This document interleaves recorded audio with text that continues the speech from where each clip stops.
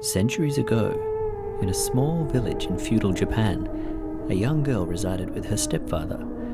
Her mother had passed away some months ago from a harsh disease, and her true father was killed in a farming accident, leaving her begrudgingly in the hands of her disinterested and cruel stepfather. He made her do all of the chores in the household, the cooking, the washing, and the laundry of the neighbors in return for food. He would also make her do anything else that he couldn't be bothered doing himself. One chore that the girl could not do herself yet was drawing water from the well. This required pulling a heavy bucket full of water to the top and then pouring it into a larger bucket, which was then carried back to the village. On this particular day, when drawing water from the well, something in the pail caught the stepfather's eye. It was a stunning hairpin made of fine metal and emblazoned with precious stones. This must be worth a fortune, he thought to himself, and something inside him stirred. He stared at his stepdaughter with his greedy, evil eyes and said to her, "I'm sending you down to the bottom of the well to see if there are any more jewels." The girl couldn't believe what she was hearing. She was terrified of cold, dark, and confined spaces, and the very thought of going down there completely terrified her. She knew what the alternative was, though, and she didn't dare cross her stepfather. Shaking like a leaf, she climbed into the bucket and held on tight as her stepfather lowered her into the black pit of the well below. Suddenly, the handle on the bucket snapped and she fell all the way down into the darkness until she was completely out of sight. The stepfather shouted down into the well, but it was not to inquire about her well-being. It was to ask if there were any more treasures down there. This was truly all he cared about. The girl had fortunately survived the fall and knew that if she didn't tell him she'd found more precious items, he would most likely leave her there to die. She told him there were indeed more treasures, the likes of which he couldn't possibly imagine. He shouted to her that he would send a rope down and for her to tie the items to it so he could pull them up. "What about me?" she shouted back. "Don't worry," he said. "After you send the treasures up to me, I'll lift you out." She didn't believe him. She told him to lift her out at the same time, but he wouldn't do it. This confirmed her belief that she couldn't trust him. She told him if he wanted the treasure, he would have to come down here and get it himself. This made him furious, and that's exactly what he decided to do. "You wait till I get down there," he screamed. "Then you'll wish you passed up the treasure first." Slowly he edged his way into the well and started to climb down. Then the rope snapped and he began to fall. The little girl watched in horror as she saw him freefall all the way down face first into the water below with a huge splash and a blood-curdling snap as he broke his neck and died. She couldn't believe what had just happened. She looked into his dead eyes as his blood filled the water, half relieved he was dead and half terrified that she was trapped in the bottom of the well. The day slowly turned into night. She tried to climb out, but the wall was too slippery. She tried to scream out, but no one could hear her. Exhausted, she gave up, sat down, and cried. Soon after, she stopped sobbing and looked into her stepfather's eyes. She was furious at him for putting her in this situation. She was glad he was dead. Suddenly, he stared at her and smiled.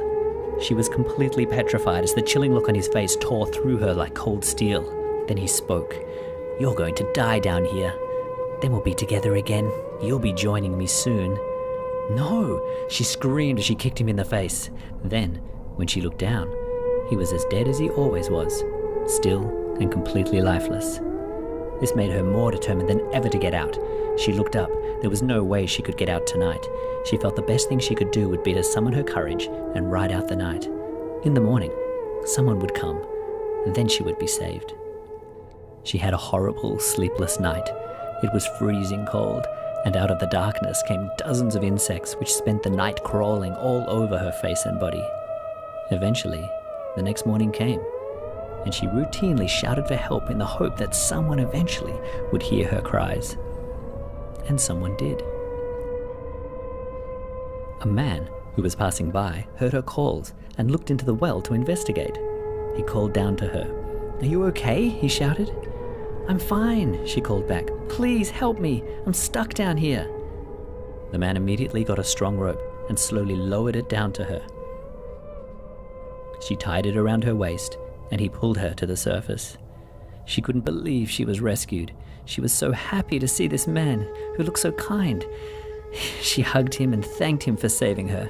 He comforted her and told her that everything would be all right. For the first time in years, she truly felt safe. This feeling, however, was tragically short-lived, as once she realized what was in this man's wagon, a chill ripped through her, and she wished herself to be back in the bottom of the well. The little girl's feeling of freedom had been shattered. She felt sick to her stomach as she was thrown into the bamboo cage with the other girls and told to not make a sound.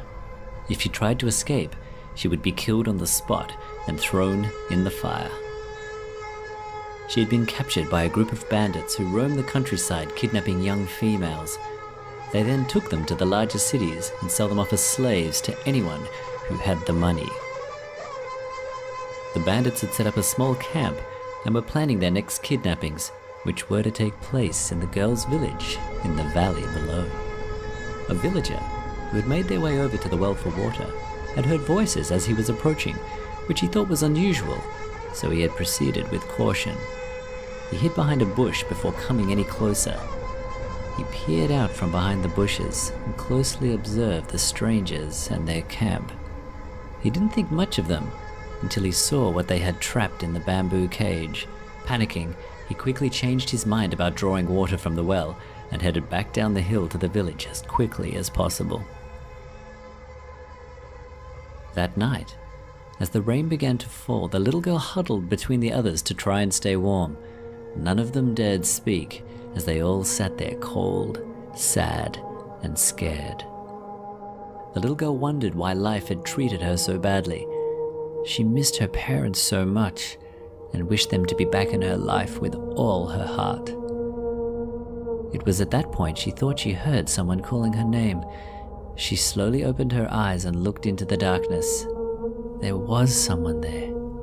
As the figure slowly approached her, she tried to make out who it was. A feeling of terror overwhelmed her as her dead stepfather came into view and began to talk to her. "Don't worry, darling," he said. "This will all be over soon. They're not going to sell you off. They don't want you. I mean, they won't want you when you're dead." With this, the little girl screamed, and as her stepfather faded away, one of the bandits appeared out of the darkness and bashed his stick against the cage. "Shut up," he said. "One more word out of any of you and I'll cut your throats out." The other girls in the cage stared angrily at the little girl. She felt more miserable than ever and really did just want to die. The next morning, one of the bandits had been patiently scoping out the village and noticed that all of the villagers were congregating in the largest building right in the center. "This is perfect," he thought to himself. He went back to the camp and sat down with one of the others. They both agreed that this was going to be a great opportunity to surprise them and trap them all in one area and then kill off the men. That night, the bandits made their way down the hill to the village. And just as they were about to storm the building, the male villagers came out, all brandishing bamboo spears and all ready to fight. They had been expecting the bandits and were ready to defend themselves. One of the head villagers told them they were outnumbered and it would be in their best interest to just turn around and leave. The bandits weren't interested in leaving. They gave the villagers the option of surrender or death. The villagers had had enough. "This is your last chance to leave," they said, "or we will be forced to kill you all." "Kill us?" replied the bandits. "You're not killers. We are." And with that, the last thing the villagers heard was the sound of arrows flying through the air, right before they took out each and every one of them with incredible and brutal precision.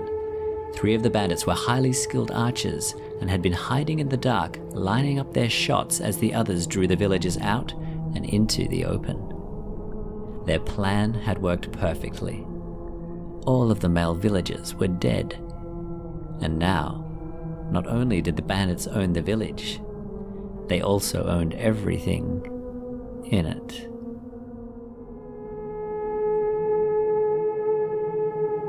The bandits, now in full control, relocated their camp from the top of the hill to the center of the village.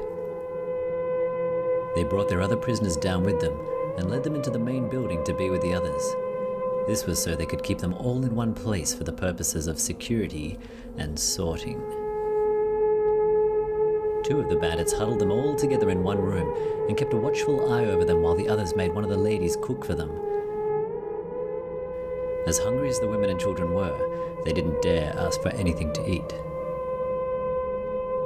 The bandits spent the following several hours eating, drinking, and planning which of their prisoners would be coming with them and which would have to be disposed of. Later into the night, the bandits began to fall extremely ill. Some of them suffered horrific stomach cramps which near crippled them with pain. Others felt so nauseous they began to vomit violently and could not stop until the entire contents of their stomachs had been expelled. One, who was less affected than the others, accused the lady who cooked the food of poisoning them and told one of the men to take her outside and kill her. She vehemently denied the accusation. However, with a lack of any evidence to the contrary, her pleas fell on deaf ears, and she was led outside to be murdered in cold blood.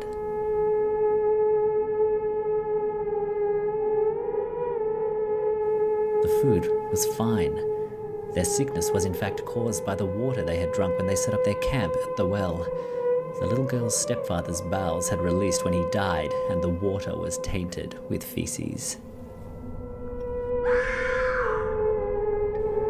A blood-chilling scream came from outside, and the women and children held each other, hoping that they wouldn't have to share the same fate, and that this ordeal would soon be over. To their surprise, the lady came running back into the building, clearly having been spooked by something. Behind her, the bandit slowly stepped back into the room and stood still. Blood began to drop onto the floor, followed by the bandit himself, revealing a large, deep slash to his back. Two bandits reached for their swords and slowly pulled themselves to their feet. In the doorway, a lone samurai walked into the light and stared them down. On the previous day, when the villager had seen the bandits in their camp, he indeed raised the alarm with the others so that they could prepare, but he also headed off to the nearest town in order to get help. Fortunately for him, he met a samurai along the way. The bandits rushed at him, but they were no match, and with 2 swift slices, he had killed them both. The women saw this as their opportunity to rise up, and they wasted no time overpowering the remainder of the bandits, slaughtering them all with uncompromising rage and violence. All except for one. One had taken the little girl and threatened to slice her throat if they didn't let him go. The little girl had other ideas. She pulled something from inside her clothes and stabbed the bandit right in the neck, severing his jugular vein, which caused blood to erupt from his wound and his quick death to follow. He was dead. They were all dead. The samurai then noticed something very interesting about the object that the little girl had stabbed the bandit with. He picked it up and held it out to her. "This hairpin, where did you get this?" he asked. She explained that she took it from her dead stepfather when she was trapped in the bottom of the well. "Do you know who this belongs to?" he asked. "No," she said. "It bears the imperial seal," he told her. "It's extremely valuable. You'd better come with me." With no energy left to argue or fight, she submitted. They traveled for several days, over which the samurai took good care of her, ensuring she would reach the imperial palace clean and well fed.